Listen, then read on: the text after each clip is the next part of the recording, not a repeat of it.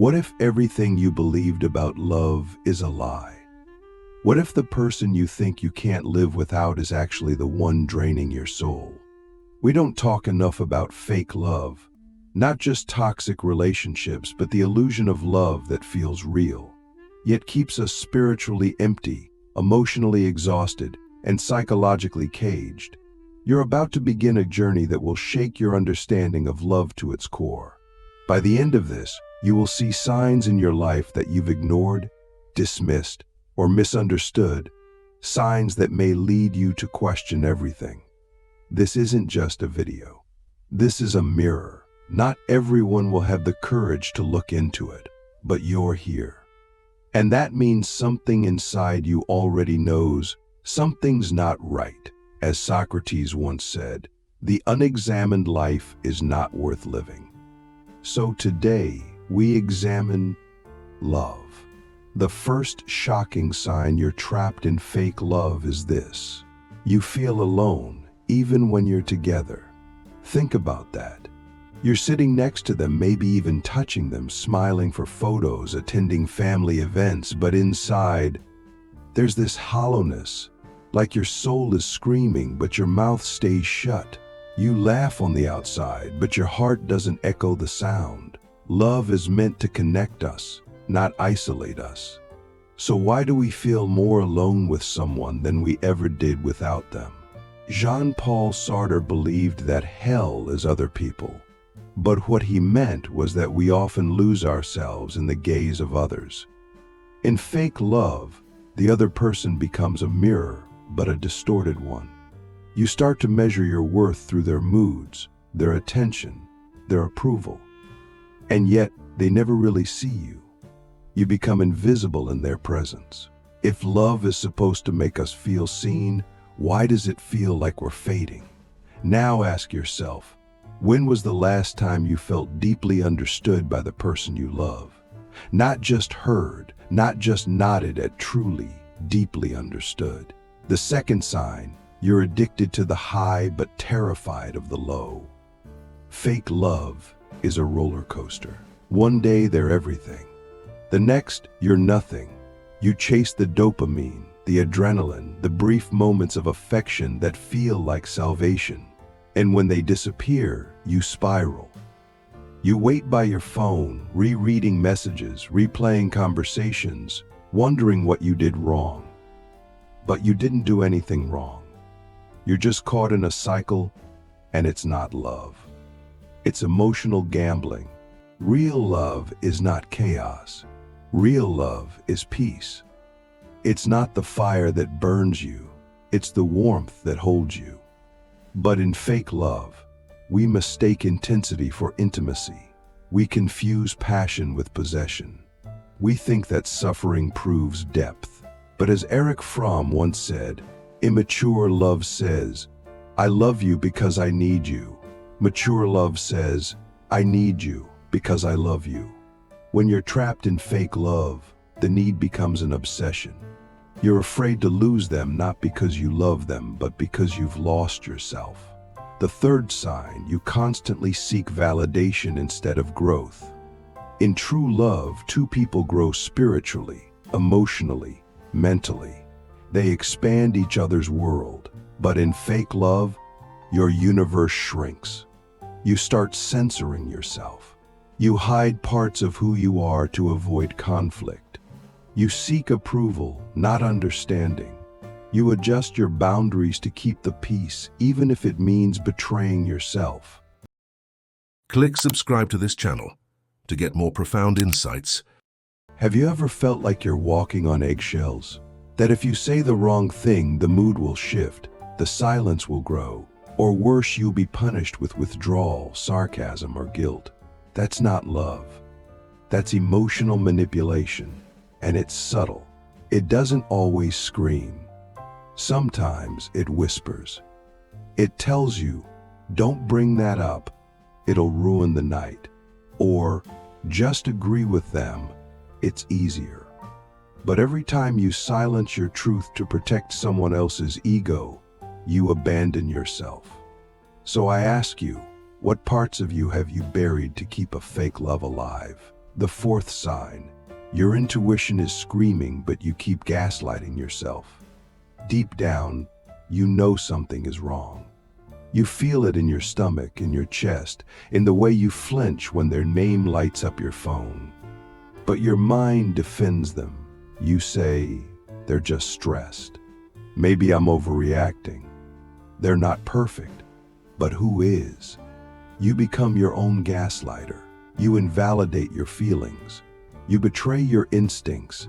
Philosopher Friedrich Nietzsche once wrote, "I'm not upset that you lied to me. I'm upset that from now on I can't believe you." In fake love, we lie to ourselves more than they lie to us. We build stories to protect our illusions. But the body never lies. Our nervous system knows the truth long before our conscious mind is ready to admit it. And eventually, the truth demands to be felt. Have you ever had an anxiety attack after a seemingly normal conversation with your partner? That's your soul revolting against the mask you're forced to wear. Fake love doesn't just hurt, it exhausts. It drains your energy, your joy, your clarity. And yet you stay. Why? The fifth sign, you confuse control with care. They check your phone but call it love. They isolate you from your friends but say it's because they just want more time with you. They criticize how you dress, speak, or think, but say it's just honesty. And you start to believe it. You start to think maybe they're right. Maybe you are too sensitive. Maybe you do need to change. But love doesn't seek to control. Love liberates. As the philosopher Elaine de Botton says, the best cure for unrequited love is to get to know them better. The more you understand someone, the more their flaws become visible. And yet, in fake love, we often elevate our partner to godlike status until they fall from the pedestal and we are left shattered. Real love exists between equals. Fake love is a hierarchy disguised as intimacy. So ask yourself, are you being loved or are you being managed? The sixth sign, your dreams start to die. You once had visions of who you wanted to be, of what you wanted to create, of where you wanted to go. But now, you're just trying to survive. You compromise, postpone, shrink. You sacrifice your passions to maintain the relationship. You tell yourself, one day we'll figure it out. But days turn into months, months into years, and one day you wake up and realize you've disappeared. Fake love doesn't just break your heart, it steals your future. It turns you into a caretaker of someone else's insecurities, a manager of their moods, a prisoner of their patterns. You were meant for more. Your soul came here to shine, to expand, to love freely. But now, you're just trying to keep the peace. But at what cost? Have you ever asked, when did I stop being me? The seventh and final sign, you fear being alone more than you fear being unhappy. This is the trap, the cage, the illusion. You tell yourself that being with them is better than being alone. But what if the opposite is true? What if solitude is the path to healing? What if the silence that scares you is actually the sound of your soul returning? Buddha once said, you yourself, as much as anybody in the entire universe, deserve your love and affection. But in fake love, we forget that. We paran pari ariariaris. We paran pari everything, hoping it will be enough. But it never is, because fake love is a black hole. It takes and takes and takes and takes. And you forget what it feels like to receive. So I leave you with this question. If you had to choose between being alone and being unloved, which would you choose? And why? The journey doesn't end here. These signs are not meant to shame you. They're meant to awaken you. Awareness is the first step, but the next step, that's up to you. If you've made it this far, it means something inside of you is stirring. Maybe it's pain. Maybe it's clarity. Maybe it's the quiet voice you've ignored for too long finally rising to the surface. Whatever it is, honor it. Because truth, no matter how painful, is the beginning of freedom. As Carl Jung once said, until you make the unconscious conscious, it will direct your life and you will call it fate. What you're feeling now is your consciousness waking up. Let's go deeper. Being trapped in fake love doesn't mean you're weak. It means you're human. We all crave connection. We all want to be chosen, to be seen, to be held. But sometimes our longing blinds us. It makes us stay in situations that hurt us because we confuse familiarity with love. Just because you've invested years into someone doesn't mean you owe them your soul. Time spent is not proof of love. It's only proof of time spent. One of the most dangerous illusions of fake love is the idea that suffering proves loyalty. That if you endure enough pain, if you tolerate enough disrespect, it somehow means your love is stronger. But real love doesn't demand your suffering. It doesn't ask you to sacrifice your dignity. It doesn't require you to bleed just to prove you care. If someone only values you when you're in pain, that's not love, that's dependency. And the deeper you sink into that dynamic, the further you drift from yourself. So now, let's talk about what happens when you begin waking up. At first, it feels terrifying. You start noticing small things. How your energy drops when they walk into the room. How you filter your words around them. How your laughter isn't real anymore. You start recognizing the difference between being loved and being tolerated, between being desired and being used, between being safe and being silenced. And once you see it, you can't unsee it. But awareness alone isn't enough. You have to act. And that's where most people freeze. Because leaving fake love feels like death, not the death of the other person, but the death of who you were in that illusion. You mourn the fantasy, the hope, the idea that maybe, just maybe, they'd change. But here's the deepest truth. You cannot save someone who benefits from your silence. You cannot heal in the same environment that made you sick.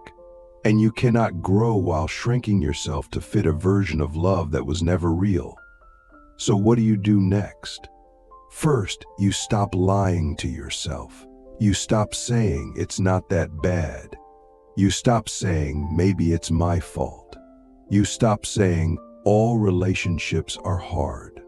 Yes, relationships take work, but not self-destruction, not emotional starvation, not walking on eggshells while calling it compromise. The moment you stop lying to yourself is the moment you begin returning to yourself. And that is the most sacred journey you can ever take. Second, you start healing the part of you that accepted fake love in the first place. This is where psychology meets philosophy. You must ask yourself, what wound in me stayed for this? What belief in me thought this was all I deserved? Many of us are carrying childhood templates of love. If love in your early years meant instability, neglect, or abandonment, then chaos will feel like home. You won't even see it as dysfunction. You'll just call it passion. But passion without peace is just trauma reenactment.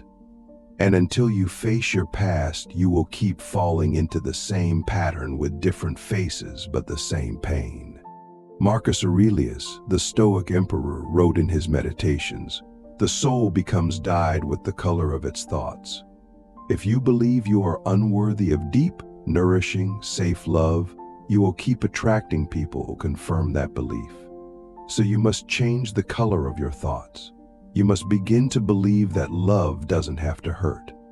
That being loved doesn't mean being controlled. That your sensitivity is not a weakness, but your greatest strength. And that your healing is not a betrayal to anyone, it's a return to truth. Third, you must reclaim solitude. This is the part most people avoid. You leave fake love and expect to feel free, but instead you feel empty. That's normal. You are entangled, not just emotionally, but psychologically. You didn't just lose a person, you lost an identity. Who are you without the pain? Who are you without the chaos, the drama, the constant need to fix or prove or chase? This is the real question. And until you answer it, you will keep running back to the familiar chains of a fake connection. Solitude isn't loneliness. It's sacred space. It's where you detox from the noise of false love. It's where you start hearing your own voice again. Not theirs, not society's, not your wounded inner child's, yours. It's where you begin asking real questions.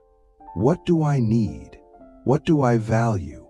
What kind of love feels like truth to my soul? And most importantly, what in me still seeks validation from people who never saw me? In this space, you will grieve. You will cry. You will feel like breaking, but you won't break. You'll bend. You'll shake. You'll doubt. But slowly, you'll rise. Because the soul, once awakened, does not return to sleep. And once you've seen the truth of fake love, you can never again settle for illusion. And here comes the final, most powerful insight. Fake love didn't ruin you. It revealed you. It showed you where you still had wounds. It showed you what you were willing to tolerate. It showed you how deeply you desired connection. And if you let it, it can show you the way back home, to yourself. Pain is the portal. Discomfort is the teacher. And heartbreak is the invitation to rebuild from truth, not fantasy. Real love exists, but you can't find it while clinging to the counterfeit.